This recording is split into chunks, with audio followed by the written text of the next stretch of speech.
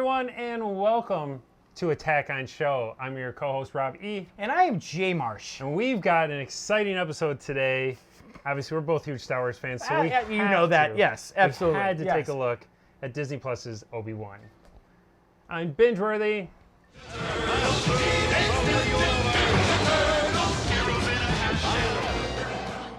I don't know if this even really needs an intro. If you don't know what Obi-Wan's about, you're not into Star Wars, just click on one of our It really episodes. doesn't matter. Go to one of the episodes. This needs no lead. Hey, if you get a chance, go back to our Letterkenny episode. It seems popular. Yeah. It's still going. It's still going. Obi-Wan takes place after Episode 3, before A New Hope, and it's supposed to follow Ewan McGregor's Obi-Wan on Tatooine.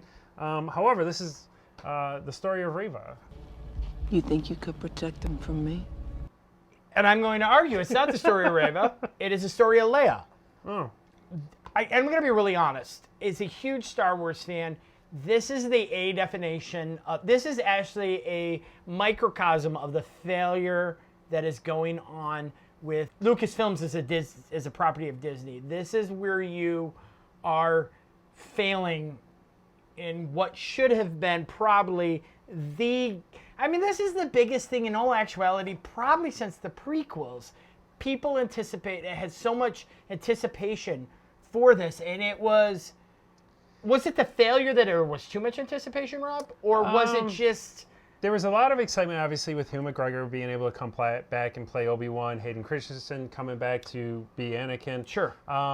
There was a lot of hype around these series. I think what the big issue is right now that's going on in Disney is that they're just trying to, I feel like it's rush quantity over quality. Wow. You know what? I think that's a really good point. I don't think they're taking the time on this. Well done, Rob. No, yes. because when you look at the failures going on right now in Star Wars, it's obviously Boba Fett was a huge disappointment. And if anyone says it's not, I will argue it. It was. That it was terrible. Just, yeah. Other than the 2 Mandalorian episodes, and then Obi-Wan, it's better than Boba Fett. There was some highlights to the show, and it wasn't horrible. No. And that's what I say. It wasn't. It was a letdown. It was a letdown. It's incredibly watchable. I can't say I didn't enjoy it, but it was like. I would have done this different. I think any fan of Star Wars, and even though some of those outside of Star Wars would be like, eh. Well, a big issue here is Dave Filoni and Jon Favreau are not executive producing these series anymore. Like they're heading The Mandalorian. They're kind of overseeing these series, but these are hands off. Boba Fett didn't have them involved. Now Obi-Wan was headed by Deborah Chow, who again, I think there's some highlights here, but I think what everybody expected out of this series was a deeper dive into the Obi-Wan and Anakin story, the relationship that they had, where they are going. Unfortunately, I call this, like, I feel like we all got duped. I feel like we were brought into a series so Disney could launch this character, Reva, and then give her own spin-off series. There's already chatter about that. Her character had more of an evolution throughout this series than Obi-Wan's, than anybody. Like, you saw her story from child to today to where it's going.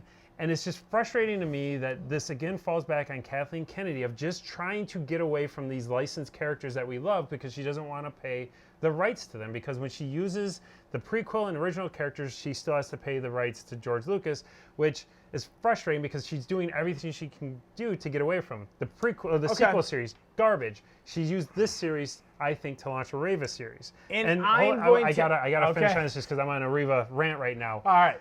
I get really frustrated at people out there who want to say if you criticize this character that you're a racist. And that is very frustrating because there are characters we criticize all the time on different shows of different races. Criticizing a character does not make you a racist. However, if you use racist terms to criticize a character, then you are a racist.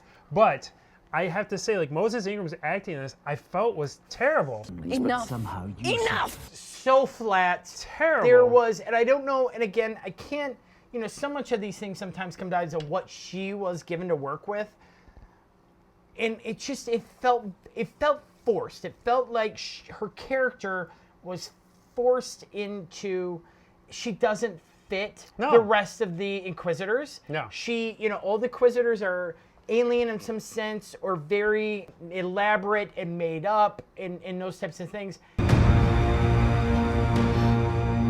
Hello. I will say this. I feel like so much more could have been done with that. And I'm not criticizing Moses Ingram as an actress in any way, but it was a very flat performance. But also I can look at it and be like, well, I don't know what you were given to work with either. I like that one. It's important.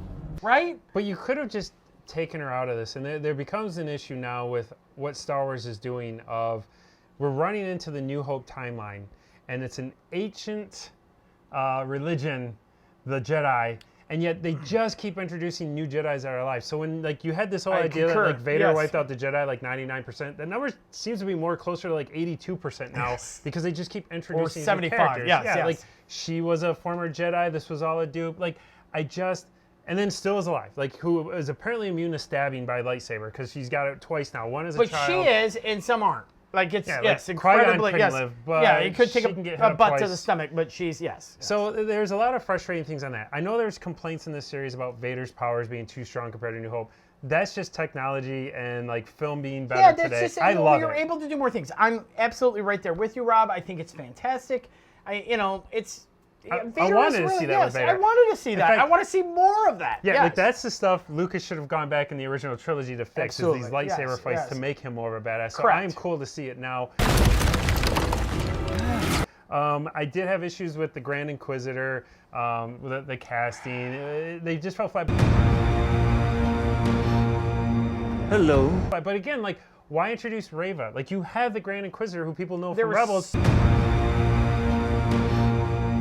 Hello. Just utilize that character properly. And that's your character. Yes. That's a Disney character. Just I can't agree with you more. There is the fifth brother, for fact. I thought he was really good. He was fantastic. The voice was cool. Yes, I don't understand. You're not going to necessarily agree with me, but Vivian Blair playing a young Leia, I thought she was excellent. I loved that aspect of this. I thought she did good, other than like the Benny Hill run scene. Where like they can't avoid tree branches apparently. Sure, but I'm just saying, like I thought she was I'm watching this girl, I'm like, that's a young Leia. Like she it really held her own. felt that way. For a young actress, she completely held her own. However, a lot of attention was given to that I'm kind of like, Makes you wonder now why Leia wasn't phased when Obi-Wan got struck down by Vader and she just ran into the Falcon. Correct. Like, didn't care. Yes, absolutely. It is changing some of this continuity stuff. An interesting point that I did want to point out was Vader's voice. Then you will die. It's really cool to have James Earl Jones' voice in there, but I think many people think it was him re-recording. It is not. They're using that deep fake technology that they use to recreate Val Kilmer's voice. So they are using, this is basically like it's a deep fake AI, much like you see with the people that are replacing faces on film. Sure, yes. This is able to take in all this previous audio recorded by like James Earl Jones from other films and then use it and they can change the emphasis. I think it was so well done. Yes. I think it sounded so much better than him recording over this. Like Rogue One, you could tell he sounded old. Rogue One, he sounded old, but this was so well done. I was... And it's funny because I did not realize that until Robert told me that the difference between that and Rogue One is so night and day. Yeah. It sounds amazing. No, he sounded great, and obviously the Vader voice, which there you do hope that they've secured those future rights that absolutely, we will always have yes, James Earl Jones' voice, because that's a hard thing to mimic. I believe the lightsaber fights in this were fantastic. They were, other than the Reva Vader fight, which gave me like Monty Python. That was so. She wasn't even aiming for him. That was a terrible fight, but the Obi-Wan, the finale fight in the final episode was what we've always wanted, right? Yes. I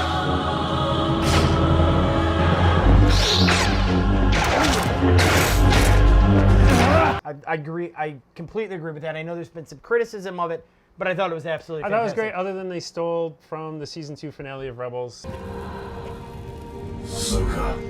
It kind of took it away, but people are all thinking, well, it's left side, right side of the helmet, blah, blah. To me, it's like you can come up with something different. Like I concur. Yes. I kind of, like, to me, the season 2 of Rebels finale was amazing. They did the exact same trick. They did. It blew me away when I saw it then. This time I was kind of like, I already seen this. Yeah, like, as cool as it was. That, but I'll be honest, I enjoyed seeing it again, Rob. It was cool to see it live action. Super cool to see it live action.